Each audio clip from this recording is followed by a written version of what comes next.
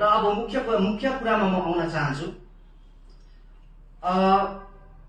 अहिले हामीले सिक्किममा हामी घुमिरहेका छौं र सिक्किममा घुम्दाखेरि हामीले धेरै गुनासोहरू सुन्यौं। खास गरेर यो पीडब्ल्यूडी जति पनि लेबरहरू छन् उहाँहरूको गुनासो हामीले सुन्यौं।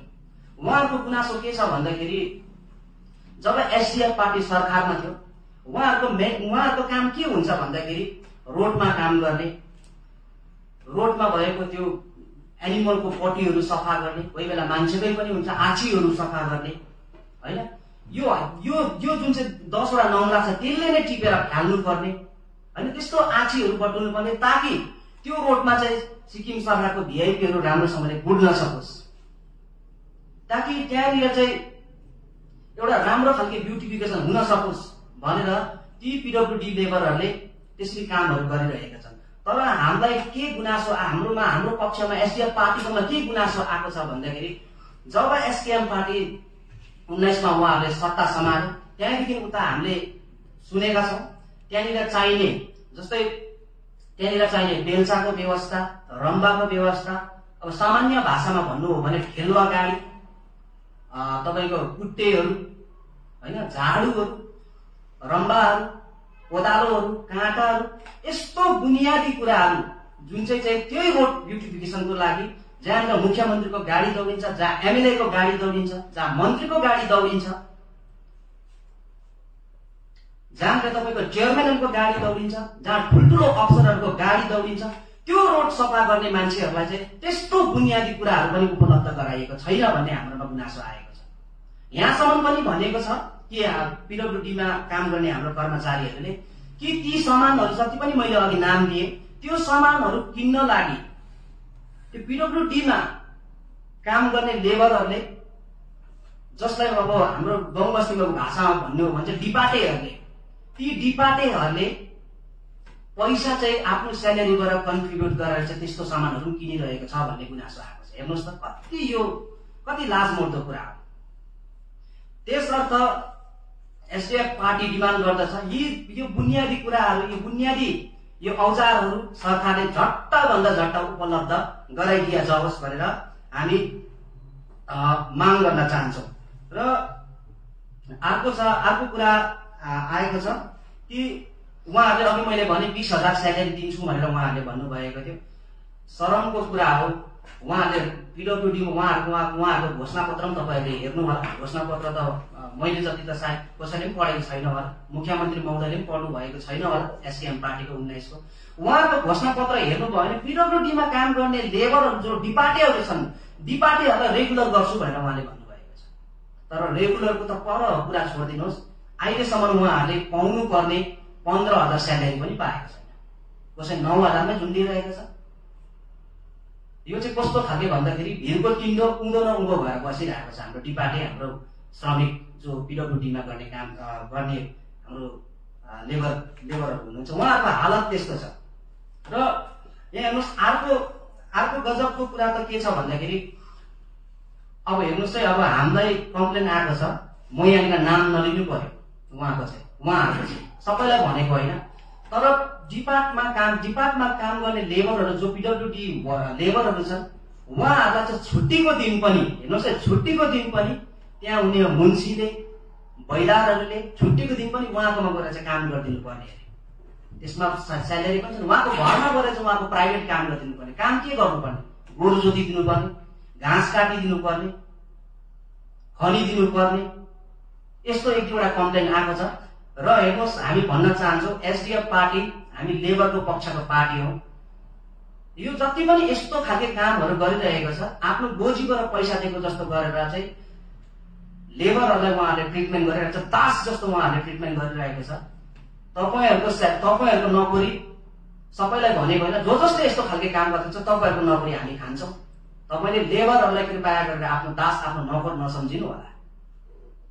सबैलाई भनेको होइन, म अहिले चाहिँ म भन्दैछु, नेक्स्ट टाइम आएर चाहिँ हामी भन्नु पर्यो भने नाम लिएर हामी नाम तोकेर भन्छौँ।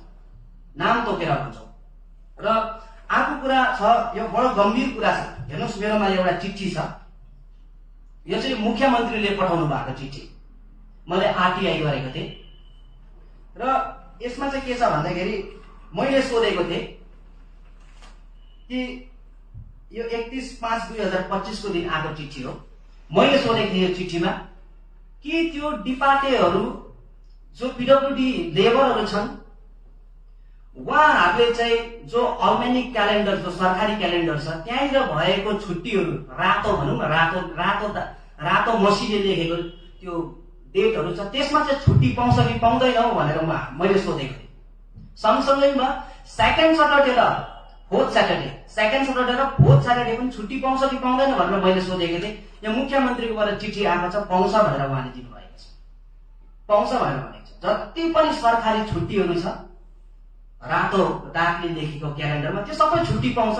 सँगसँगै सेकेन्ड सटरडे पनि छुट्टी पाउँछ, फोर्थ स्याटरडे पनि छुट्टी पाउँछ भनेर चाहिँ रिप्लाई दिएको छ। डिपार्टमेन्टले पनि पाउँछ भनेर दिएको छ। तर सिक्किममा विडम्बना हो। सिक्किममा विडम्बना के छ भन्दाखेरि अहिले पनि हिजो अस्ति भर्खर तपाईँले देख्नुभयो भने 11 जुन अस्ति 11 तारिक आज 15 तारिक हो, केही दिन अगाडि मात्रै सागा दौवा थियो।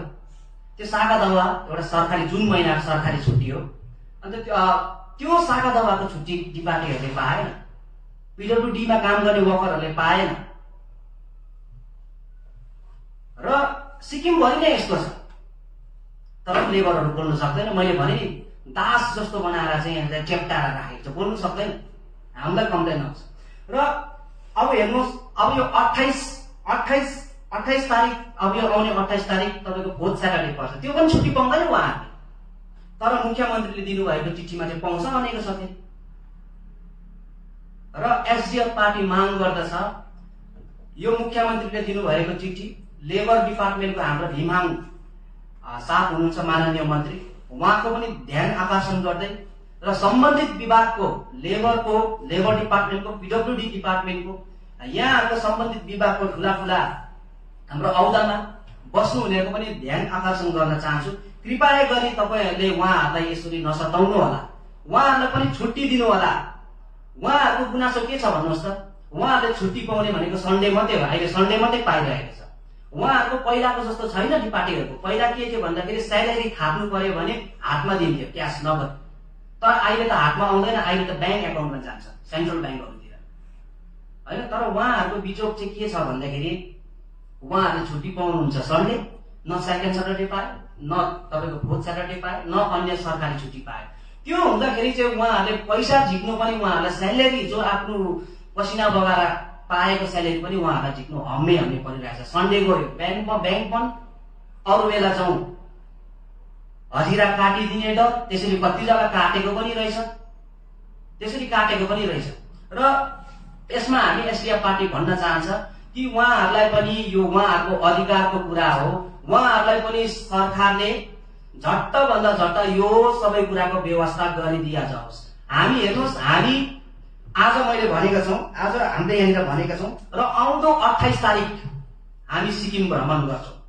28 तारिकदेखि सिक्किम भ्रमण गर्छौँ। सिक्किम भ्रमण गरेर त्यहाँनिर लेबरहरूले काम गरेको छ कि छैन, किन 28 तारिक तपाईँको फोर्थ स्याटरडे पर्दछ। त्यसै गरेर अन्य सरकारी छुट्टीहरूमा पनि हामी जग्गा जग्गामा गएर भिजिट गर्नेछौँ, त्यहाँनिर छुट्टी पाएको छ कि छैन।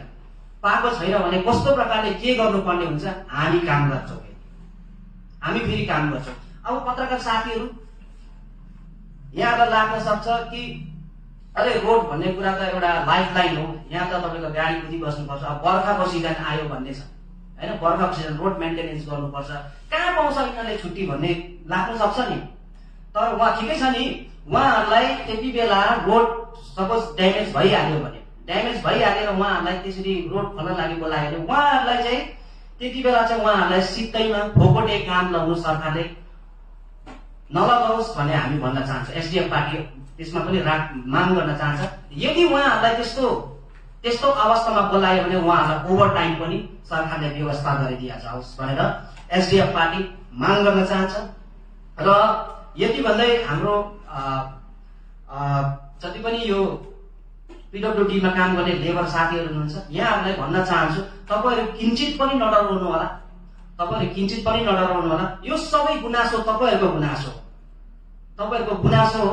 र यस विषयमाथि हामी एसडिएफ पार्टी, खास गरेर हाम्रो एसडिएफ पार्टीको श्रद्धेय अध्यक्ष चामलिङ साहब बहुतै चिन्तित हुनुहुन्छ र उहाँको निर्देशनमा हामीले यो कामहरू गरिरहेका छौँ। तपाईहरूको पछाडि हामी छौँ, तपाईहरूको पछाडि पवन चामलिङ साहब हुनुहुन्छ भन्दै र म एकखेप फेरि रिमाइन्ड गर्न चाहन्छु, हामी अब यो विषयलाई लिएर चाहिँ हामी सिक्किम भ्रमणमा निस्किँदैछौँ। धन्यवाद।